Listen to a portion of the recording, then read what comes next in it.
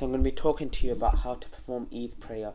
Assalamu alaikum wa rahmatullahi wa barakatuhu. So Eid prayer and Jummah prayer are similar. In Jummah, the Imam delivers two speeches and then you pray the two rakats.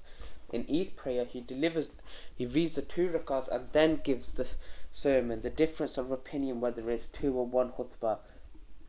So there is a difference of opinion in the format of the first rakat from Friday.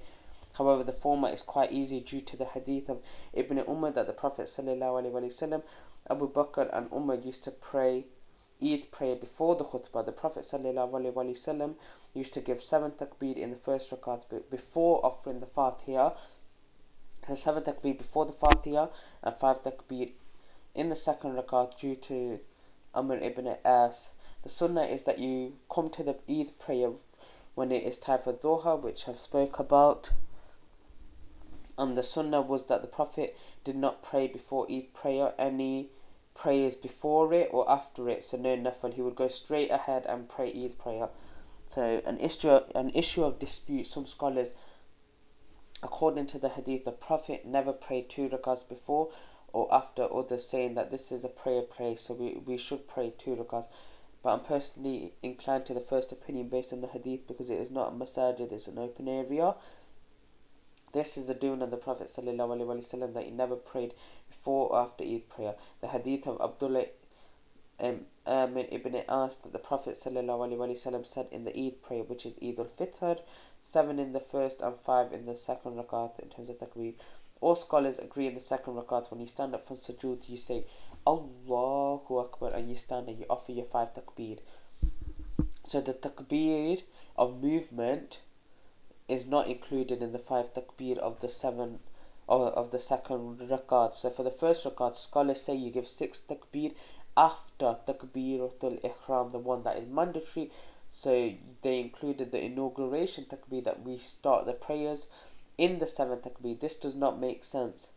This is what made some scholars like Imam Baghawi in his book, you offer the first takbir and don't include it with the extra takbir, so you offer 7 takbir. It's not a huge issue. You just follow what your imam is following. If your imam offers takbiratul ihram and offers 6 takbir, this is sufficient. The format is to give takbiratul ihram and then you read the inauguration dua and then you give 6 or 7 takbir raising your hand with each takbir. After you finish the takbir, you read the dua for seeking protection from shaitan, as we usually do, as I've said. And after reciting the Fatiha, it is a sunnah to recite Surah Al-Ahla in the first rakat after the Fatiha and Surah Ghashiyah as we do in Jummah. Or you can recite Surah Al-Qaf and Surah Qamar as the Prophet would do this, either one, sallallahu alayhi wa sallam. All scholars agree that the sunnah is to pray the Eid prayer loudly.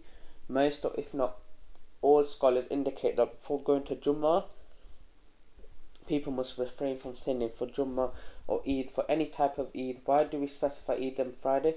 Because during Eid prayers, people tend to celebrate, feast, wear most beautiful attire. Some men have clothes below ankles, shave their beards, wear chains, and the likes on the occasion of Eid.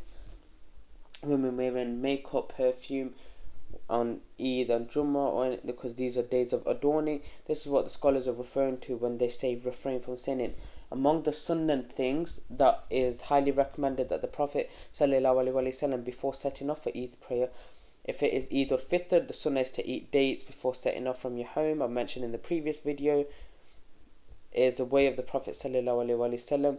This indicates to yourself and others that you're not fasting, and the sunnah is to eat them in odd numbers as per the hadith of Anas. Secondly, the sunnah is to go to the prayer itself walking, not riding your car. It's a sunnah that when you go to the Eid prayer, you announce the takbir. That's for men, and for women you say it silently, but you keep on saying it repeatedly. So the takbir is Allahu Akbar, Allahu Akbar, La ilaha illallah, wallahu akbar, Allahu akbar, walillahil hamd, as per the hadith of Ibn Masud. You do this as you exit from your home till you reach the prayer area, and if you wait for the imam, then you can continue until the imam appears, then you stop.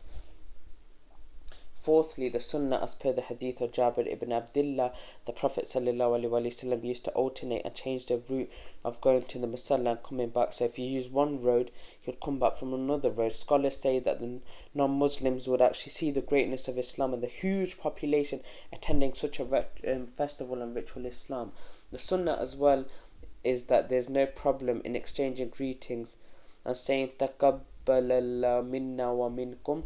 That was reported by the Salaf, that may Allah accept from us and you, and this is done by the companions and is valid and authentic. We have to know that a lot of innovations have invaded Islam. The takbir, some may do it in congregation, and this type of takbir is a bid'ah. The type of takbir done in unison where all the Muslims chant the takbir together in one melody, in one way of saying it. If a person or group of Muslims do not know that it is Eid until midday, supposedly for some reason, whilst it's not common now, in the past it may have happened because those who sighted the moon saw it somewhere far away, but the time they reached the city to inform the people, it was past midday.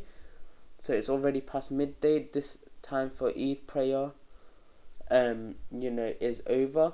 The incident happened once at the time of the Prophet ﷺ, and when those nomads came and told the Prophet that they've sighted the crescent the night before, the Prophet ordered the people to break their fast because they thought it was the 30th fast of Ramadan, and he ordered them to break it as it is Eid, and he ordered them to go and gather the following day, the second day, to actually offer the Eid prayer. And it's not permissible to offer the Eid prayer during the midday based on this hadith. The Eid prayer does not have no adhan, no iqama, as per the hadith of Jabir, that he prayed so many Eids with the Prophet ﷺ that he would not begin the prayer before the khutbah with no adhan and iqama. If someone misses Eid prayer, it is not from the sunnah to make it up. Whoever misses it, it's gone. However, scholars say if you come late, like 5 to 10 minutes late, when the congregational prayer is over but the Imam is giving khutbah, then you may pray with others, that you should do that as the people and the Imam is there, so it's permissible. If the Imam forgets the additional takbeers, so he recites the Fatiha midway in the prayer, he realizes about the takbeer, he should not go back and interrupt his prayer. The Fatiha is a pillar, the takbeer is the sunnah, no problem in what he had done. If the follower comes after the Imam finishes the 7th takbir, so he starts to recite Fatiha, the follower should not do the 7th takbir he missed. If you did not follow the Imam, you should not do them to make up these takbir. If the Eid prayer falls on the Friday, as it happens every few years, this is an incident that took place at the time of the Prophet ﷺ, and when he prayed his Eid prayer, that was in the early morning. When giving the khutbah, he notified the people and said to them that there are 2 feasts today, 2 Eids have come together on the day of yours. So for whoever wishes, he does not need to pray the Jummah prayer, but we are going to pray Jummah. If you prayed Eid prayer, you are exempted from the obligation of attending the Jummah with the congregation, but you still have to pray your 4 rakahs of Dhuhr in your home. If you miss the Eid, it's mandatory to attend the Jummah. The Prophet himself did both, and he said it is fine for those who have offered the Eid prayer. They do not have to attend Friday, but we are going to. So I'm going to leave you here. Fi amanillah. Wa sallallahu wa baraka ala nabina Muhammad. Astaghfirullah. Assalamu alaikum wa rahmatullahi wa barakatuh.